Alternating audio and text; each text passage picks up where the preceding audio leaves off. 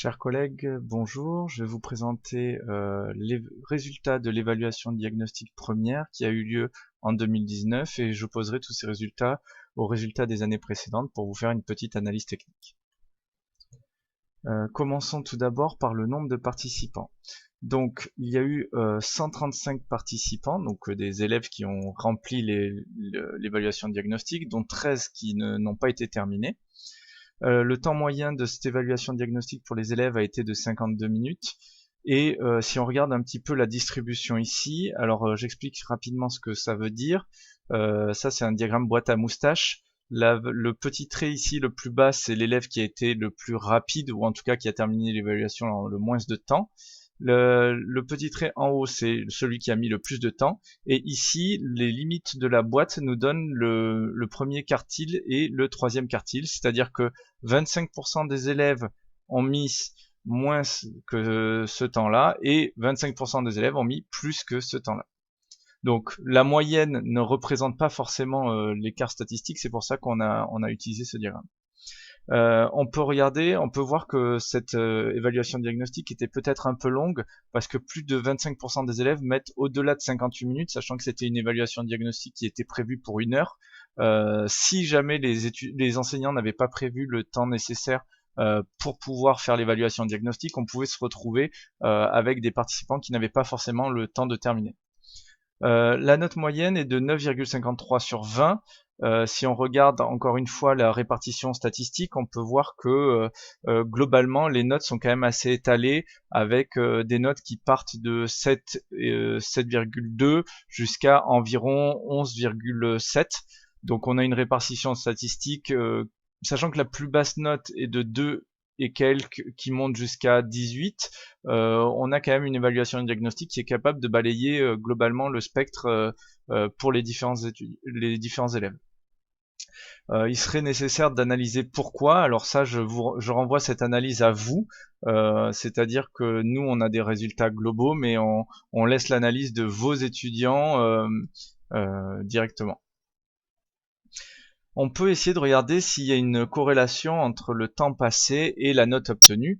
Alors pour ça, on trace en abscisse le temps qui a été passé et en ordonnée la note qui a été obtenue. Si on regarde ici la répartition, on voit pas de forme se dessiner. Alors je rappelle, qu'est-ce que ça voudrait dire s'il y avait une corrélation forte? Ce serait par exemple si tous les points ils étaient ici selon une diagonale.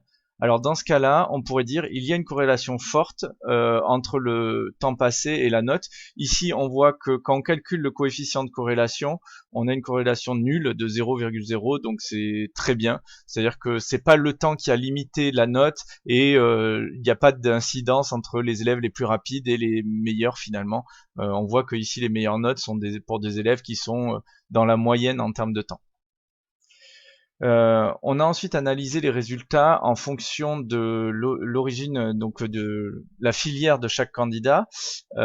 Si on regarde dans les candidats du première générale, on voit que les notes sont largement au-dessus statistiquement des STI 2D, qui sont un petit peu au-dessus des STL biotech et qui sont finalement les STL biotech un petit peu en dessous des STL SPCL. Voilà. Ensuite, on peut regarder l'ensemble des compétences qui ont été analysées à travers cette évaluation diagnostique. Donc, on avait un certain nombre de compétences que je rappelle, les connaissances en mathématiques, reconnaître et appliquer la proportionnalité, la tâche complexe, les chiffres significatifs, exploiter un graphe, exploiter une relation, convertir, connaissances en physique-chimie et utiliser les puissances de 10. Il faut bien voir que ces compétences étaient évaluées à travers un certain nombre de questions. La grille a été rendue disponible sur le Moodle dans l'endroit où vous aviez fait l'évaluation diagnostique. Et une fois qu'on a les notes pour les différentes questions, on a un seuil qui permet de définir est-ce que la compétence est maîtrisée ou non. En mathématiques, si on regarde une maîtrise partielle qui correspond en général à environ la moitié de la note, on va dire, ou en tout cas un peu plus d'un tiers des notes, on peut voir que les connaissances en mathématiques, globalement, il y a une maîtrise partielle de 55% et que la maîtrise réelle, elle, est quand même relativement faible, on est à 22%. Pour reconnaître et appliquer la proportionnalité, on voit qu'il y a quand même des pourcentages beaucoup plus hauts. Ça s'explique aussi par les types de questions qui sont parfois plus simples que celles des connaissances en mathématiques. La tâche complexe, sans grande surprise, est beaucoup plus basse que les deux autres compétences précédentes. Une tâche complexe, je vous rappelle, est toujours plus compliquée pour les élèves parce qu'on leur demande de construire leur propre raisonnement. Et donc du coup, forcément, c'est une question qui leur demande un peu plus d'autonomie. Les questions sur les chiffres significatifs sont dans l'ensemble plutôt bien réussies. Exploiter un graphe, la maîtrise partielle est relativement haute, mais par contre la maîtrise réelle, elle, reste assez basse. Exploiter une relation est très mal réussi. Donc ça ferait partie des compétences où on va aller voir les différentes questions pour essayer de voir est-ce que c'était la question qui est problématique ou est-ce que c'est réellement les compétences des étudiants. Les conversions sont pas si bien maîtrisées que ce qu'on aurait pu espérer. On aurait pu s'attendre à des résultats beaucoup plus hauts et on se rend compte que finalement moins de 50% ont une maîtrise partielle des conversions et donc c'est vraiment un problème. On peut tracer cette évaluation, ce diagnostic finalement peut-être à l'absence de batterie d'exercices en maths comme il pouvait y avoir à une époque, qui fait que les conversions sont moins bien maîtrisées que ce qu'elles étaient à l'époque. Connaissances en physique-chimie, on est au plus bas. Et utiliser les puissances de 10, là on voit par contre qu'il y a une bonne maîtrise à la fois partielle et à la fois complète, on est presque à 50%. On peut regarder un petit peu l'analyse des résultats en fonction des filières par compétences.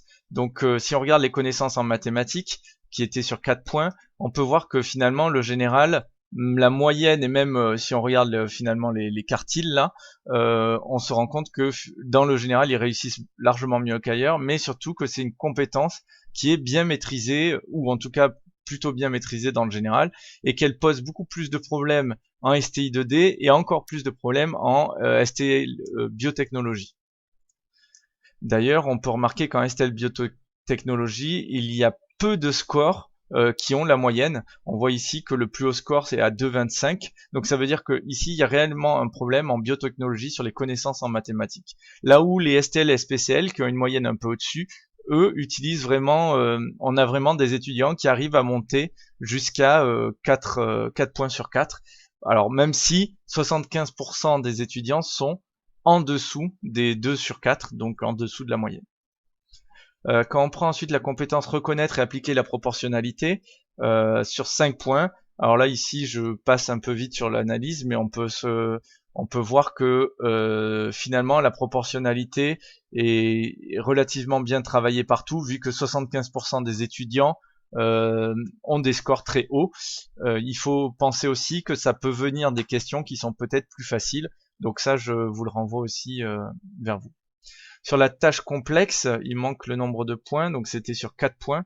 On peut voir que finalement, quelques étudiants arrivent à avoir le score maximum, mais pas un nombre si important que ça, même si dans le général, on a 75% des étudiants qui sont en dessous de 3 points, mais si on regarde dans les autres filières, ici on est systématiquement en dessous de la moyenne pour plus de 75% des élèves. Pour les chiffres significatifs sur 3 points, je passe encore un peu rapidement. Il faut voir que en biotechnologie, c'est un point critique. Donc pour les enseignants qui sont dans ces filières-là, ça peut être un point à travailler, notamment en accompagnement personnalisé. Attention, ça dépend aussi des programmes. Donc les approches sont différentes suivant si on est en STI 2D, en STL ou en SPCL. Voilà.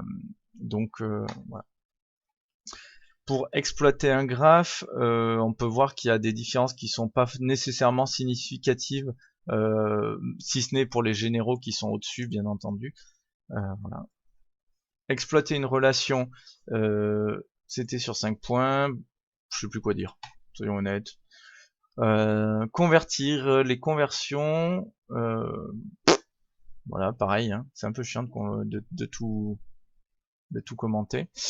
Connaissance en physique-chimie, et là c'est critique parce que les questions sur 6 points, on peut voir que à part dans le général où ils arrivent un petit peu à avoir quelques points, on voit que les questions du connaissance en physique-chimie sont très mal connues, donc ça veut dire que peut-être il faut repenser ces questions. Donc ça, c'est un travail que nous on fait pour chaque rentrée. Chaque rentrée, on analyse les résultats des élèves, on re-regarde les questions une par une et on analyse quelles sont les questions qui sont les plus problématiques.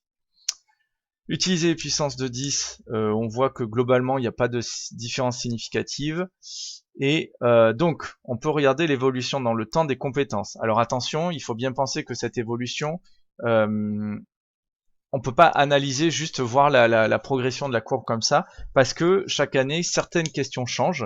Donc on essaye de comparer des choses qui sont comparables, mais il faut pas oublier que les différences, quand elles sont pas énormes, peuvent s'expliquer par les changements des questions qui sont re-rédigés chaque année pour essayer d'améliorer la lisibilité pour les élèves. Globalement, on peut voir que tracer et exploiter un graphique a diminué depuis 2016, donc 2016 est en orange, 2018 en violet et 2019 en bleu. On peut voir que la proportionnalité, elle, au contraire, est en hausse. Alors attention, encore une fois, en 2016, on n'était pas encore sur Moodle, on était sur une évaluation de diagnostic papier, donc il faut bien prendre ça en compte aussi. Cela peut changer déjà les questions et aussi la vision qu'ont les élèves par rapport à ces questions. Exploiter une relation littérale, une grosse baisse quand on est passé au format numérique et une augmentation depuis 2018, peut-être liée à l'amélioration des questions. Voilà. Les unités, on peut voir que c'est constant sur les 3 années, donc pas de remarque particulière. Les puissances de 10, on peut voir qu'il y a une progression constante. Là, le calcul numérique est proche du calcul papier qu'il y avait à l'époque, donc on peut considérer que cette progression est notable, puisqu'on passe de 35% à presque 49%. Les maths, connaître les formules de base, encore une fois, il faut bien voir qu'il y a un changement lors du passage au numérique et connaître l'usage des chiffres significatifs. De même, il y avait eu une baisse lors du passage au numérique, mais on peut voir une hausse peut-être liée au changement des questions. Et connaissances physiques, il n'y avait pas de questions à l'époque sur la version papier, mais on peut voir que les connaissances diminuent en physique pour les élèves.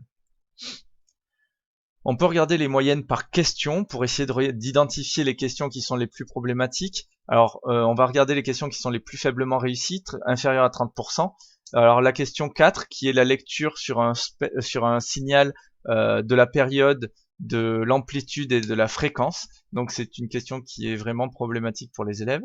La question 8, qui est manipuler l'équation. Donc, on demande d'extraire I égale à partir de E égale à partir de E moins RI égale à U. Donc là, ici, tout ce qui est manipulation d'équations est problématique. La question 10, où on a la simplification sans calculatrice. Et on peut ensuite regarder les questions qui sont fortement réussies, donc plus de 75%. On a la question manipuler F égale P fois S. Donc là, cette fois-ci, on demandait d'extraire P égale. Donc c'est une variation de E moins RI égale à U, mais on voit que la simple manipulation, multiplication qui passe en division, etc. est plutôt bien connue. Calculer le nombre de litres d'eau pour fluor, c'est une question sur la proportionnalité. Les puissances 10 puissance A fois 10 puissance B, là, cette formule-là, cette propriété est bien connue.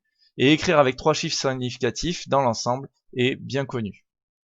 En conclusion, il y a beaucoup de phénomènes qu'on peut voir apparaître à travers les courbes. C'est une analyse qui est compliquée à faire parce qu'il y a plusieurs phénomènes qui se croisent, à la fois les changements des questions, les évolutions des élèves. On ne peut pas conclure de manière instantanée sur les élèves sont plus mauvais, les élèves sont meilleurs. Ce qu'il faut, c'est regarder les tendances, en tirer des conclusions, et surtout pour vous, enseignants, regarder les résultats individuels de vos élèves pour vous appuyer sur ces résultats pour construire vos séances d'accompagnement personnalisées. Ces résultats sont compliqués à interpréter et nous, chaque année, ces résultats que nous analysons en fonction des différentes séries, en fonction de tout ça, nous permettent de repenser les évaluations diagnostiques. Alors on essaye au maximum de garder un certain nombre de questions inchangées et juste chaque année d'améliorer la lisibilité des questions qui ont été mal comprises par les élèves et par les retours que nous ont fait les enseignants qui nous disent ah, à telle question j'ai eu des questions de mes élèves, donc on essaye de reprendre ces éléments là et de changer par contre les questions qui sont complexes, mal comprises, voilà, et d'améliorer la lisibilité pour les élèves. Et enfin, il faut bien entendu interroger nos pratiques, parce que si des élèves n'ont plus les mêmes réflexes mathématiques qu'avant, alors les enseignants de physique-chimie peuvent retravailler ces compétences-là lors des physiques-chimie, parce que travailler, manipuler une relation, ce n'est pas que des maths finalement, et donc voilà. J'espère que cette analyse aura été pertinente et vous aura intéressé. N'hésitez pas à nous contacter si vous avez la moindre question, et on vous dit à bientôt en fin août, où on vous enverra donc le nouvelle évaluation diagnostique par email.